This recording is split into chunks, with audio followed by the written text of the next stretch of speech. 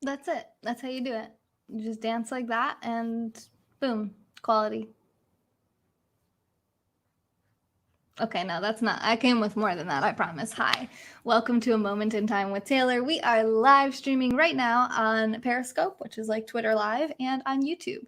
So thanks for being here. First comment to the broadcast coming in from Frankie, who says, hey. Coiner says, what up, though? D. Polly says, hi. Hey, guys. What's up? What's up? What's up? Come on in. Get comfortable and come learn about how to make a quality video. So I am a live streamer. I'm a professional live streamer. This is how I make my living. I go live every single day, 7 days a week for 3 hours a day. And I've been live every single day for over 3 years straight, going on 3.5 years. VXX, hey, how are you? Ben is here, which is great because Ben mentioned in my last broadcast that maybe he should start doing some day trading broadcasts since that's something he's passionate about, interested in, and successful with. I'm not going to put Jose's comment on the screen. Hi, Jose. And that's perfect timing because I was meditating earlier and this came to me. I thought, this is a pretty good broadcast. So every Monday I go through all of my messages, every message that I receive on all different social media platforms, all my emails, all my notifications, all my comments. I go through all of that and I respond and I sort and I organize appropriately.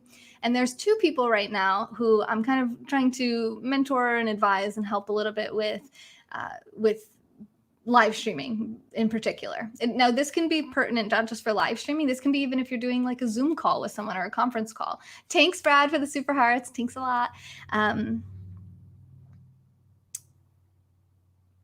Frankie, we got to work on your social skills, my friend. Who says that in a public broadcast? But I appreciate that you want to help. But yeah, okay. Anyway, so hey, Samantha, how are you? Perfect timing. I was just thinking about you. So there's 2 people right now who are either starting to live stream or looking to take their live streaming in a different direction, more professional direction. And what I find that with people who want to live stream or with doing videos in general is that there's a general lack of information out there. Frankie, hey, Hayden, that people just don't know. There's, we didn't learn this in school. Our schools didn't even know how virtual our worlds were going to become. And there's just some really, really easy, low-hanging fruit, really great, anyone can do this kind of tips to take your videos to the next level and take your videos to a higher quality. So whether you're actually going to make professional edited high production quality YouTube videos, or if you're just going to jump on a Zoom call with your work, this is a great way to make sure that you look and sound your best.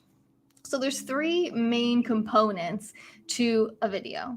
So the 2 that most people are aware of is A/V, audio visual. So there's people who specialize, they go to school for these types of things. How does it sound and how does it look? And then the 3rd component I would say is you. So it's either, and maybe it's not you, maybe it's the content, but this is really for people who are the subject of their videos, or there's a person who is the subject. So making your subject the best that it can be would be the 3rd thing. So the subject or the content, if you're making videos of like mostly words on the screen or something like that, then you don't really need to worry about that too much because you don't really need to worry about lighting and all of the things that we're going to talk about today. Do I have a whole studio to edit with? A whole studio? What do you mean a studio? This is my studio here in terms of physical studio. I'm a live streamer, so I don't do editing. So if you want to do editing, this is not a video that's going to teach you how to edit. This is just going to make you look good in your videos as best as you can. So, oh, good morning, Tim. I'm sorry that you can't sleep. Well, maybe this video will help put you to sleep. I'm not sure. I also do ASMR videos if you go to my YouTube channel, which are specifically made to help people relax and fall asleep. So maybe that will help you. All right, so let's start with our video. Our video quality is going to be determined by a few things. And there's a lot more to this that I could unpack and dig into. And if you have comments, questions, and you want to comment that, feel free. Or even maybe you want to come up on the screen and get a live critique on how you could improve your video or audio quality right here live. That's cool with me too. Just let me know if you want to do that. Coin Runner says, I like looking good. Me too, man. Me too. So first with your video, it's going to be the device that you're using. So are you using your cell phone camera? The rear camera and the front camera are going to have 2 different qualities. Are you live streaming? Then your signal is going to matter, your Wi-Fi or your data signal, and how much data is going to be able to go out to your audience and even the platform that you're using, because some platforms do throttle the amount of resolution that you're able to put out. Periscope is one of them. Do we need to have a third-party app? No, absolutely not. Not in my opinion. So you can, right? You can always add things on, but I really don't think that you need any of that to have a good, this is really like a basic high quality video, right? So this is, you could be jumping on a FaceTime call with your boyfriend or girlfriend, and you just want to have the best quality call that you can have. You don't want to have echoing. You don't want to look all grainy. You don't want to be totally washed out. You also don't want to have like this crazy bright light behind you. And people just, sometimes they're just not aware of it. And I think a lot of people don't see themselves on camera that much. And with the current pandemic that we're going through, people are getting on video more than they ever have had to before. And I've noticed they're much more focused on what they look like, how their hair looks, and oh my God, this is what I look like on camera, and they don't know what angles to use. So all of these things really make a big difference. How can we check if picture is good for me, but if it's same for person watching me? Well, it depends on what you're using. So like on a Zoom call or a Skype call, you would basically have to have them record it or share their screen with you to actually see that. But if you have a good signal and you have a good camera, then you should look good. But if they have like a really low download speed, depending on where they are, if they're like in a concrete building trying to watch you, then the signal might not be good, but there's not much that you can do about that in terms of quality. So another thing you can also just ask, like if you're live streaming, you can ask your audience, rate on a scale from 1 to 10. How's the audio? How's the video for you guys?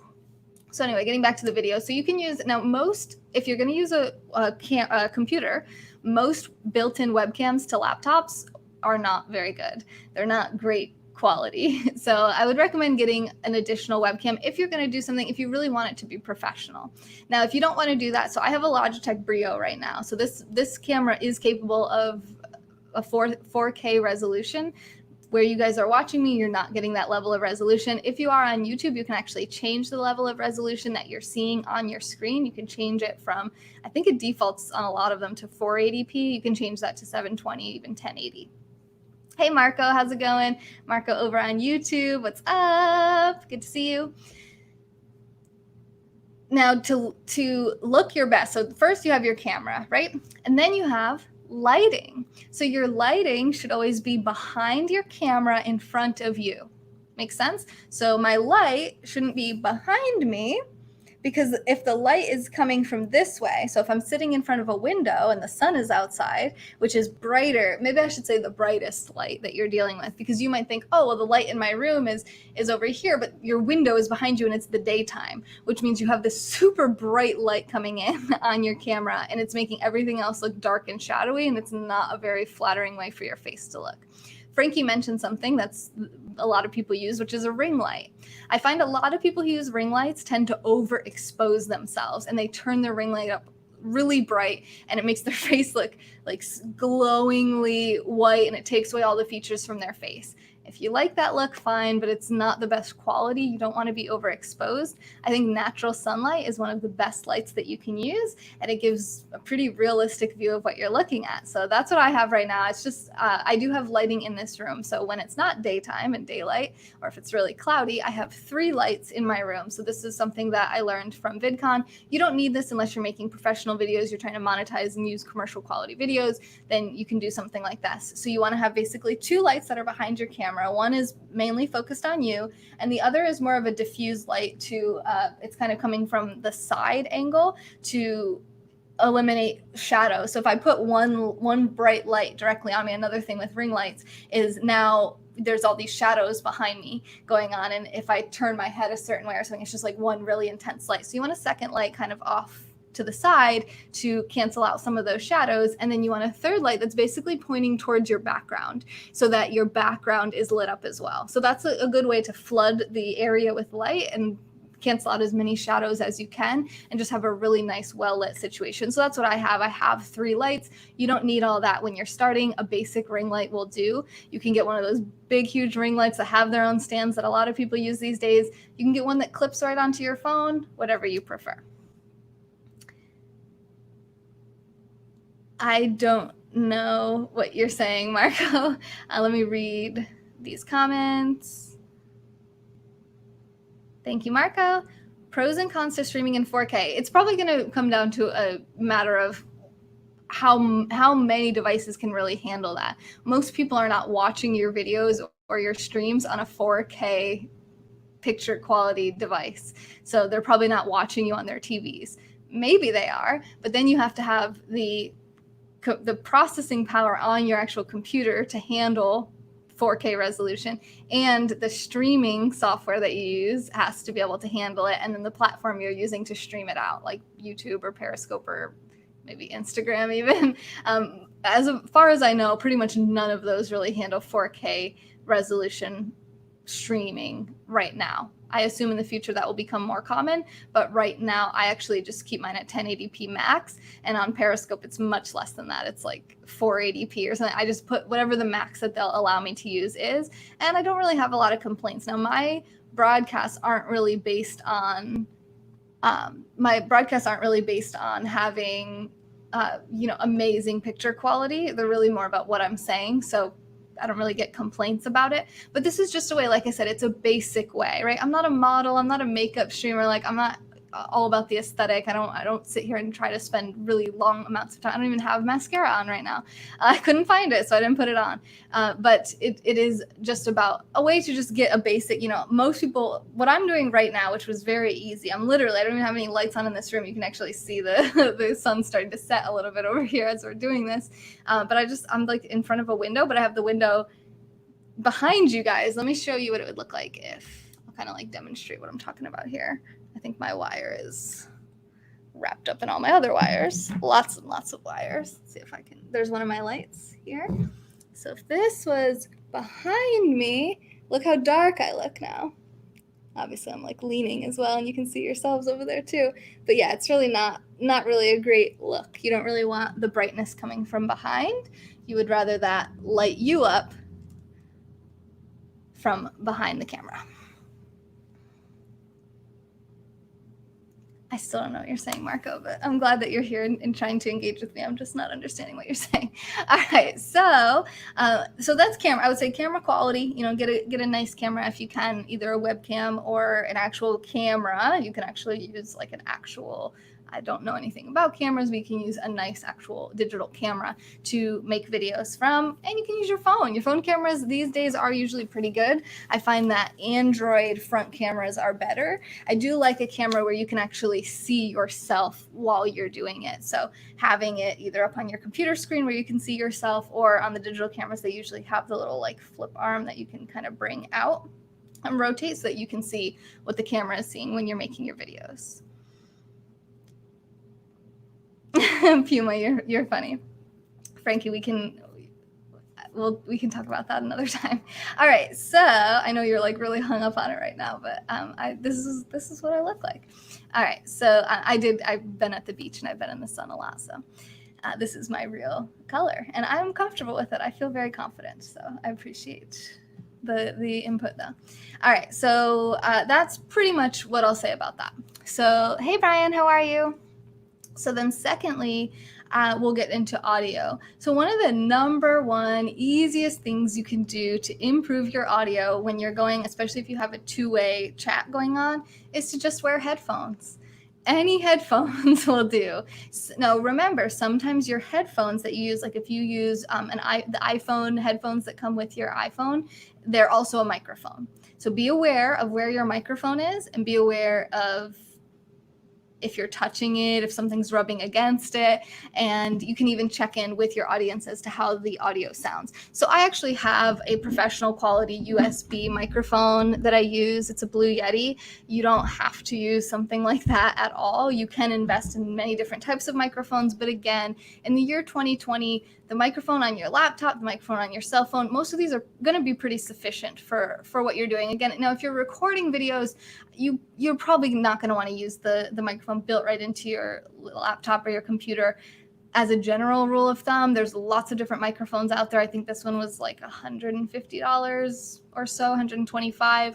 You can get podcast quality microphones cheaper that still sound really good. You can get like a windscreen if you're going to be recording out loud, if you're going to be recording out loud. So, you can look into all these different things to really take it to the next level. This is just like a basic this is speaking to the vast majority of people that I see doing videos, and they're dark, you can't barely hear them, they're echoing, they're rubbing their microphone. This is like for most people, right? So if you're already well advanced in your understanding of this video isn't for you. We can talk about that on another one, but really I'm just giving like basic tips on this broadcast. So if you do have a pair of headphones that doubles as a microphone, make sure that the microphone's picking up your voice okay. So if you have long hair like me, it could be covering and it could be causing some muffling or even some scratchy kind of rubbing sounds. Or if you have a pair of headphones with a wire and the microphone is down here, it could be rubbing on a zipper you have on your jacket or just rubbing again on your hair. If you're kind of fussing with the wire and moving it around, you might think, you might be using your phone, but you're plugged in. So you think, oh, well, if you move away from your phone and talk over here, we're not going to hear you. But remember, your microphone's right here now. So just be aware of like where your microphone is. And if you wear headphones, you're pretty much not going to have any problem with echoing, which is a really, really, really common problem, echoing or feedback that I have when I have guests come onto my show. A lot of the times they're not wearing headphones, and it's my job to inform them if I want to have a good quality broadcast to wear headphones, and sometimes I fail to do that, so I take responsibility for that. But I think I also take for granted that I just always will wear them, right? If I'm going to have a guest, I put my headphones in because I don't want my technology to try to figure out if I have my audio coming out of my computer and then I'm talking, my microphone's going to pick up me talking and then them talking back in there, and it's going to cause this weird echoey feedback situation. So, hi Brian, how are you? I'm just going to put my headphones in, and then I'm going to be able to hear them here, and it's not going to be feeding into my microphone. It's going to be feeding through my streaming software. Or that's if you have an audience. Many times you're not, right? You hear them, they hear you, and that's sufficient for all you need if you're just doing like a Zoom call or something like that. Because really, experience is everything. So if you're having some conference call with your boss, your boss doesn't expect it to be, they don't expect anything from you. However, if you have a pretty good quality setup, it just improves their impression of you. They may even want you to be in charge of, maybe they look to you for some tips and advice, or they just view you as someone who's well put together and well organized. And that's really, really an important part of your life, probably, if it's your boss and your potential future income potential. So there's that. Now, I do want to go back. So audio is really wear headphones, have a decent mic. Simple as that. Check your audio settings. Make sure that you're connected to the right microphone, to the right headphones. Troubleshoot ahead of time. So do test videos with your audio before you go try to make a whole video. If you're recording a video, do a test where you just say, testing, this is what I'm going to be sounding like. This is where I'm going to be sitting. This is how far from the microphone I'm going to be. This is basically, I'm not going to be yelling. If I'm going to laugh at some point, ha, ha, ha, laugh like, ha, ha, ha, ha, a little bit louder. Or if I'm going to clap, I plan to make these certain sounds. Test that all out ahead of time, because then you can watch and you can see if maybe you need to turn your microphone down or up, or you need to distance yourself from it for the louder sounds, or whatever you may need to do. Yes, Peter, I do. Mickey, that's funny. Yeah, that's my ASMR mic, Brian. That's right. Sorry, I know it seems like there's somewhat of a lag, but I'm just really trying to say my thoughts and then read the comments. Hey there, Saul. Is there an appeal for audio streaming? Some people do like podcasts. Yeah, some people do like that. I've been listening to my mom's podcast. I've been enjoying it. It doesn't really necessarily need a video. I do feel like video is the way of the future. Video streaming is, I like to have something that I can see and listen to, but I also really like apps that have background audio, like with Periscope. So I can still hear the broadcast, but I can go and do other things on my phone. So I think it has some appeal. Now, if it's a live streaming app and you're doing audio only, I think it really takes away from the experience. Mickey, thank you for the super hearts, because it's about connection. People want to see you. I actually just got a book from one of my friends as a graduation present called Connected, and it's all about social networks and how they shape our lives and our communities and our society as a whole. So it's important to feel connected. So it is important to see you. I think I just think that if you can have a good video, it exudes confidence. Again, it seems like you're well put together. If you're mainly listening to a conference call and you plan on doing other things, yeah, turn your video off and mute yourself so that you're not making all this ruckus in the background, or people are seeing you go and like do your dishes while you're listening or whatever. You know, be aware of other people's perceptions, because people already know what you look like. You're the only one that doesn't know what you look like. So when you see yourself on video and you get all distracted by, oh my God, that's what I look like. Oh my God. Stop freaking out, because everyone else already knew that. Everyone else has already seen you. They already know you look like that. They don't care if your hair looks weird or your beard looks weird. You had a weird beard, or your outfit, or the fact that you're heavier than you realized, or whatever. Everyone's like, nope, that's what you look like. And they're more worried about what they look like or what they're saying. Usually it's more about the content of what's happening than what you look like. So think about other people's perceptions and experience of what you're saying, how you sound, how you look. You do want to look well put together though too. You don't necessarily want to go live or go on a video and have no shirt on, or be in a robe, or, well, I know Wolf Peppy went live. That was a very nice, beautiful robe. I'm not trying to criticize her. I was thinking more like a big fluffy, like comfy robe. If you're on a professional call, if you're having wine with your friend on a FaceTime, nobody cares what it looks like. But we still want to be able to see you and hear you well and not have a weird echoey feedback. So if you don't have headphones and you absolutely must use the audio from your phone or your device and your microphone at the same time, turn the volume down, because that way the speaker, the sound coming out of your phone, will be less likely to feed back into the microphone, and the person will hear themselves. We've all had that happen. We've made a phone call or we've had a video call, and it's like, I can hear myself echoing. It's like because what's happening is they have their volume on so loud that it's echoing back into their microphone. Wear pants if on a professional conference. I think that could be good. I think it's going to put you in the right mode. You can also stand up. When you stand up, you actually have a better presentation as well, depending on how long it is, but most of them are going to be an hour or less, so you can stand up for an hour. That's a good question, Brian. I'm going to put that up on the screen so that I can pin that and not forget about it. I would be completely distracted by a weird beard, but not if you already knew the person had a weird beard. All right, so let me say one other thing about the video. Let me go back to that. Is wobbly cameras. Set your damn camera down. Nobody wants to be like constantly distracted by this motion and the angles, right? So I'll use my phone as an example. Oh, and then I bumped my actual camera. So if I have my phone, look how cute it is, and I'm going to be on a video, if I'm holding it with my hand as I'm talking, like even just see as I'm talking here, it's wiggling, it's shaking. As I shift myself to get more comfortable, I'm moving it, and it's very distracting to people. Like, we don't want to see all that movement. So if you can get a tripod, they are pretty cheap, to hold your phone, or it's lovely, you can just set it down. You can set it down in portrait mode. You can set it down in landscape mode. Landscape, most video services are more suitable for landscape. Something like Periscope is not, but I'm trying to kind of cover all my bases here. So it really just depends on what platform you're using and what you're trying to accomplish. But portrait and landscape are usable from both webcams or from your phone. Really easy on your phone, and just make sure your lock screen is off so that your phone will turn, so you're not sideways to them on the screen. And then you can set it down somewhere. Now, if you're going to set it down, be careful about setting it down. You don't want to set it down and be looking down at it. So this would be a terrible angle. If I was streaming myself, I'm watching my own stream, so it's not actually a camera of me, but if it was down here and it was looking from below, you're going to get this like thing that most all of us have, this little kind of chin thing, because you're looking down, so you have this weird thing going on. It's just like a weird under look. It's not a great look.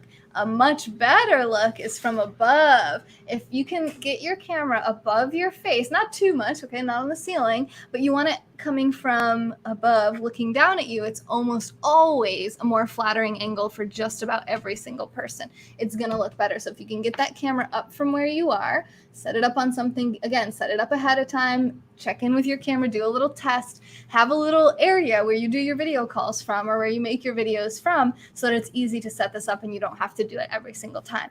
You can see my camera here. It is slightly above my face, not a ton. It's, I don't know, trying to draw a straight line. It's almost level. It's slightly above where my face is. So that way you're not getting this like weird. If you were under me and I'm looking down like this, like that, just, I guess I don't want to do that, but this does not look as good. This is not great. This is better. All right. Yeah, unless you're filming the Blair Witch Project and you need the shaky, crazy effects, then yes. Hey, player, how are you? Thanks for following me on Instagram. I heard that dressing up for a broadcast creates discomfort that helps you focus on your topic. Interesting. I've never heard anything like that. It hides a double chin a little bit, yeah, because it lifts you up. So you're looking up rather than looking down, which really enhances that. And even with me doing it, because you're above me, you can still barely see it. If you were down here, you would see much more than you wanted to see. Plus, the light usually doesn't reflect well. When you're down, you usually start kind of closing off some of your light and you start getting those shadows again, which also doesn't look good. So in terms of dressing up, so I've definitely heard that like when you work from home, that you should still, when you wake up in the morning, get dressed so that you're switching your body and your mind, really your mind more so, into a mode of like, I'm working now. Because when you stay in your pajamas, it just, you're psychologically, you just feel like I'm relaxed, I'm chilling, I'm being lazy, I'm not really working. And then if you just so happen to like have to jump on a video call with someone and you're in your pajamas, you're not prepared. So getting up, putting some makeup on if you want, doing your hair, at least brushing, brush your teeth, get ready for your day. Psychologically, it does prepare you and it puts you into a different mode. And be your best, look your best. It doesn't have to be your best, most favorite outfit every single time, but wear something nice, wear something flattering. If you have clothes that don't look good on you, that you don't like and you don't feel comfortable in, just get rid of them. So why do you even own those? Just get rid of them. Just even if you have to wear the same, 5 outfits every day of the week, who cares? At least they look good, they're flattering, you feel comfortable in them, you feel confident in them, they're comfortable enough for you to move around and do what you got to do. Keep those clothes. Get rid of the other crap that doesn't bring you joy, as Marie Kondo would say. Mystic. Mystic said, if I have 2 chins, does that mean I need 2 face masks? Oh my God, that's great. Hey, Tom Brady, how are you? Hey there, James. Welcome back. Good to see you. All right. So let me get to Brian's comment, and then we'll get to the content and the subject. So this is really good because this ties into what we'll be talking about. So he says, how would you advise someone to get past anxiety over broadcasting? It's tricky. So I say this because myself personally, I try to only give advice on things that I either know about or have experienced directly. Anxiety isn't something that I really struggle with. I don't have generalized anxiety. I don't have panic attacks or anxiety attacks. I'm not being treated for anxiety. I've never really been a super anxious, fearful person. I experience anxiety over things. So, right? If someone cuts me off in traffic, I get an adrenaline rush. I feel anxious. Or if I have to be in an uncomfortable situation, or I know I'm about to be rated on something and I'm nervous about what kind of results I might get. I have a normal, healthy amount of anxiety in my life, but public speaking doesn't scare me, which it does for most people. And it probably would in certain environments. Like if I had to actually physically get up and speak in front of 1,000 medical doctors and speak about something that I knew that was going to be contrary to what they previously believed or something, but again, I feel like that's just a normal, healthy reaction. And I think in general, when it comes to socializing, when it comes to social networks, we fear being rejected. We fear being judged. We fear being ostracized, which means being left out or pushed out of the group. Because evolutionarily, right, back when we were tribes, if we got kicked out of the group and sent out to the woods to live on our own, that meant almost certain death. So that's ingrained in our primal primitive brain to be afraid of being rejected from the group. But the reality is in 2020 with 7 billion people in the world, you're always going to find a group to accept you. You're always going to find at least one person who is totally happy with the way that you are and is not judging you or trying to leave you out or anything like that. And it's not going to mean certain death for you. It could mean loneliness, which does contribute to depression, anxiety, and other health conditions. So it's important to learn basic social skills to the best of your ability, even if you're autistic. Take social skills classes, learn the best that you can. Be a good listener. learn how to communicate your ideas clearly. Okay, thank you, Marco. I'll see you later. Thank you so much. Tom Brady.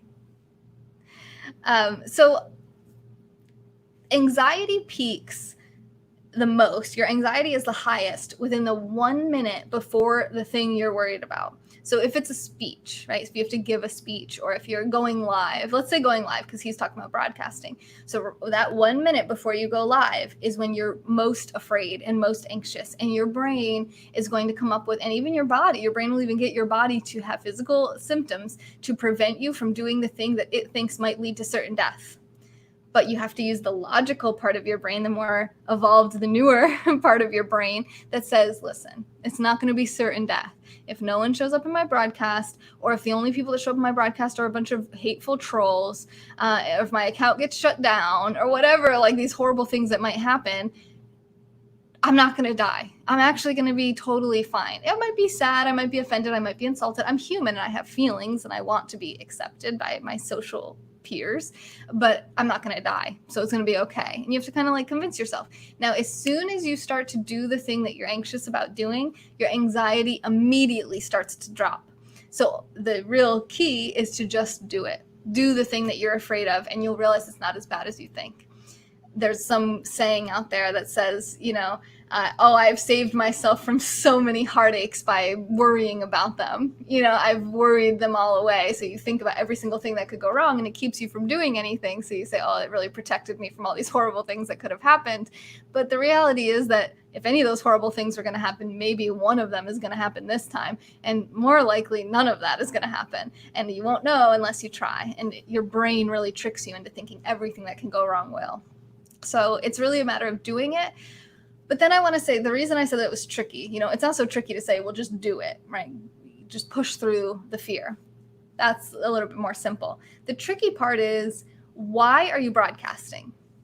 What is your intention? What is your purpose? What are your goals? Because this is the number one question. This is the first question that I ask broadcasters who come to me, or people who want to be broadcasters. They come to me and they ask me, okay, or maybe not ask you, they tell me, all right, I'm gonna start live stream, I'm gonna start my channel. I'm really excited. You totally inspired me, you motivated me, all this stuff. Really, really grateful, that I'm inspiring people. I love that. I love that people are trying to live stream. I think that's great. But why? That's what I'll ask, okay, cool, awesome, great. Why are you going live? What's your intention here? And now here's the thing. It might just be for fun. It might be a hobby. You just want to hang out. You want to have a good time. Cool, then do whatever you want, right? Fine. But many people, they're like, oh, I want to increase awareness around this issue, or I want to, connect with this certain kind of community, or I want to make money, or I want to inspire and motivate people. Many times there's things there's the real reason that you're going live that you may not even realize, like things like, I want attention. I want love. I want popularity. I want to feel accepted. Nobody has ever said that to me for the reasons that they want to go live, but I do think that some people fall into that category. They don't want to feel lonely anymore. They don't want to feel alone. And that's okay. Those are fine reasons to want to go live. But knowing why you want to go live is really important, because that's the only way I can really help you, and it's the only way that you can really get what you want. If you don't know what you want, then you're just going to get random results, right? If your intentions are random, then your results will also be random. So you have to know what you want. You have to know why you're doing it. And it can change. When I first started going live, I was trying to get female yoga clients. I was only broadcasting yoga every morning. Then I realized, I just liked it. I liked live streaming. I liked connecting with people. So I started doing more stuff, but I wasn't really trying to monetize that. I was trying to get yoga clients for my business. And then otherwise I was just doing it for fun. I would make tuna or spaghetti, or I'd talk about a book that I was reading, and I was just talking about things that I'm interested in. And I started to get a lot of traction with that. And I started to attract a lot of men. One, I'm a young, decent enough looking female. So there's that. And it's definitely like an attribute if you're physically attractive enough. And two, I was talking a lot about business and finance and things that are stereotypically more, and even philosophy and politics, things that men typically are more interested in, more, they're more concrete subjects. Like, I don't know about makeup and hair and clothes, and not all women are into that either. I hate shopping. Like, I wasn't necessarily getting this female audience that I was originally targeting. So then I realized, okay, my audience is predominantly male. I have to change the name of my channel. I have to change what I'm doing. Most of the people that follow me they're not even into yoga. They don't even like yoga. And so I had to kind of change what I did to fit my audience, to get the goal that I had, which was to have a business, was to work for myself and to be able to monetize. So I figured that out by making some changes. So it's okay if your intention changes, but it is important to figure that out in the beginning. So it's important to have content that's relevant to the audience that you're targeting. So even if it's your boss on a conference call, what message do you want to convey? What feeling do you want them to leave that call with? What takeaways do you want to have left them with? Know these things going in. Live your life with intention. Live your life with purpose. Maybe not every moment of every day, but with your videos, what is it that you're trying to communicate? What is it that you're trying to teach? What is it that you're trying to do? Figure that out, because then you can cater your videos to that goal and to that intention. So that's really what the subject or the content is. You have to, that goes in with like making yourself look the best that you can. Maybe you need to shave or trim it up, being healthy, having good energy, make sure you got enough sleep, make sure you have some water nearby so you can drink in case you start to get a little tickle, a cough or something in your throat. Be prepared and have some intention with it. Have a reason that you're making the video, even if it's just to have fun. You just want to have a good time. Okay, well, how are you going to create a fun environment? Maybe it's a game show. Maybe it's trivia. What's fun for you? Maybe it's talking about a show that you like, connecting with people who have similar interests. Maybe that's fun for you. Maybe it's fun for you to smoke weed or drink. I'm not trying to judge anybody. Whatever you're going to do, just know like you're going on here to have fun and do this thing, and go on and do it. And it'll have whatever results it has, and don't worry about it, because things take time. You have to repeat and do it over and over again. Consistency. So when we get into talking about live streaming in particular, you have to do it a lot. Anything. If you want to be successful with anything, you have to do it a lot. Repeat. So I'm going to share an affirmation with you guys. What does that mean, Tom? You sold on eBay, know all about branding. 5 years on eBay. We talked about branding the other day when we did our soul mapping exercise. Hey, Cousin Diaz, how are you? I will persist until I succeed. In the Orient, young bulls are tested for the fight arena in a certain manner. Each is brought to the ring and allowed to attack a picador who pricks them with a lance. The bravery of each bull is then rated with care according to the number of times he demonstrates his willingness to charge in spite of the sting of the blade.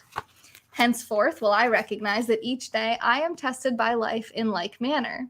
If I persist, if I continue to try, if I continue to charge forward, I will succeed.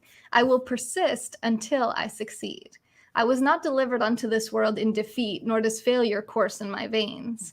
I am not a sheep waiting to be prodded by my shepherd. I am a lion, and I refuse to walk, to talk, or to sleep with the sheep. I will hear not those who weep and complain, for their disease is contagious. Let them join the sheep. The slaughterhouse of failure is not my destiny. I will persist until I succeed. The prizes of life are at the end of each journey, not near the beginning, and it is not given to me to know how many steps I must take in order to reach my goal. Failure I may still face at the 1,000th step, yet success hides behind the next bend in the road. Never will I know how close it lies until I turn the corner. Always will I take another step. If that is of no avail, I will take another, and yet another. In truth, one step at a time is not too difficult. I will persist until I succeed. Henceforth, I will consider each day's effort as but one blow of my blade against a mighty oak. The first blow may not cause a tremor in the wood, nor the second, nor the third. Each blow in of itself may be trifling and seem of no consequence. Yet, from childish swipes, the oak will eventually tumble. So it will be with my efforts of today. I will be likened to the raindrop which washes away the mountain, the ant who devours a tiger, the star which brightens the earth, the slave who builds a pyramid. I will build my castle one brick at a time, for I know that small attempts repeated will complete any undertaking. I will persist until I succeed. I will never consider defeat, and I will remove from my vocabulary such words as quit, cannot, unable, impossible, out of the question, unworkable, failure, hopeless, and retreat, for they are the words of fools. I will avoid despair, but if this disease of the mind should infect me, then I will work on in despair. I will toil and I will endure. I will ignore the obstacles at my feet and keep my eyes on the goal above my head. For I know that where dry desert ends, green grass grows. I will persist until I succeed. I will remember the ancient law of averages and bend it to my good. I will persist with knowledge that each failure to sell will increase my chance for success at the next attempt. Each nay I hear will bring me closer to the sound of yea. Each frown I meet only prepares me for the smile to come. Each misfortune I encounter carries in it the seed of tomorrow's good luck. I must have the night to appreciate the day. I must fail often to succeed only once. I will persist until I succeed. I will try and try and try again. Each obstacle I will consider a mere detour to my goal and a challenge to my profession. I will persist and develop my skills as the mariner develops his, by learning to ride out the wrath of each storm. I will persist until I succeed. Henceforth, I will learn and apply another secret of those in my work. Forgot I moved my camera, so it's a little, okay, anyway. I will persist, when each day is ended, not regarding whether it has been a success or a failure, I will attempt to achieve one more sale. When my thoughts beckon my tired body homeward, I will resist the temptation to depart. I will try again. I will make one more attempt to close with victory, and if that fails, I will try again. Never will I allow any day to end with a failure. Thus will I plant the seed of tomorrow's success and gain an insurmountable advantage over those who cease their labor at a prescribed time. When others cease their struggle, then mine begins, and my harvest will be full. I will persist until I succeed, nor will I allow yesterday's success to lull me into today's complacency, for this is the great foundation of failure. I will forget the happenings of the day that is gone and greet the new sun with the confidence that this will be the best day of my life. So long as there is breath in me, that long will I persist. For now I know one of the greatest principles of success. If I persist long enough, I will win. I will persist. I will win. That's from Og Mandino's book, The Greatest Salesman in the World. And I hope that speaks to you as powerfully as it has spoken to me over the last several days I've been reading it. I'm going to read it every single day here live out loud to you guys as an affirmation. Thank you, Custom Diaz. Bonjour, Takia. Hi, Sarah. And I hope you guys really enjoyed this. So in case you just got here, the three main points are your video, your audio, and your subject. So you want to make sure that you have a decent camera, it's not moving or wobbling around, and that your lighting is on point. You want to wear headphones, especially if you have another guest on your broadcast, and make sure that your microphone is at a good level and that it's quality. And your subject, check in with your outfit, even with your background. So there's a speaker who does something really, I think really, really cool, is that every time he goes and does a public speech, he brings a dark jacket and he brings a light jacket so that he always pops against whatever background he has at the stage because he doesn't know ahead. So he shows up. If it's a dark background, he switches to his light jacket. If it's a light background, he switches to his dark jacket. So he always pops against the background and he always stands out so he doesn't fade into the background of his stage. I love that. It's a great example. So make sure you look your best. You want to feel your best, get good sleep. Posture is really important. Hold yourself up angles, really make yourself look your best. Make sure that your parts of you that are in the screen that want to be, and do a test ahead of time to test your audio, test your video, make sure everything's as you want it to be, and then you're ready to get it done. And also it goes into like connection. So if you're streaming, you got to make sure your Wi-Fi or data connection is solid as well. Thank you, Matt, for the super hearts, last super hearts of the broadcast. I love it. Frankie said he's going to Amazon, which means he's probably getting some book that I just recommended a book. I probably did. Thank you so much for all of the super hearts, Matt, Mickey, and Brad. I love you guys. I hope you have a wonderful day. I hope this helped you guys with whether you want to be a live streamer, you're making videos, or just doing regular old Zoom calls with your boss or your family. I hope that this finds you in a good spot. And remember, whatever it is that you're working on, video or not, just keep persisting. Keep at it. Don't give up. Persist until you succeed. Thank you so much, Jay, for the super hearts. All right, Chloe, I'll see you over there. I hope you guys have a great rest of your day. This has been A Moment in Time with Taylor. See you on the next juice. Bye, guys. Bye. Oh, and yeah, I like putting this in my my videos now. I got this from Duo Dad in my last broadcast.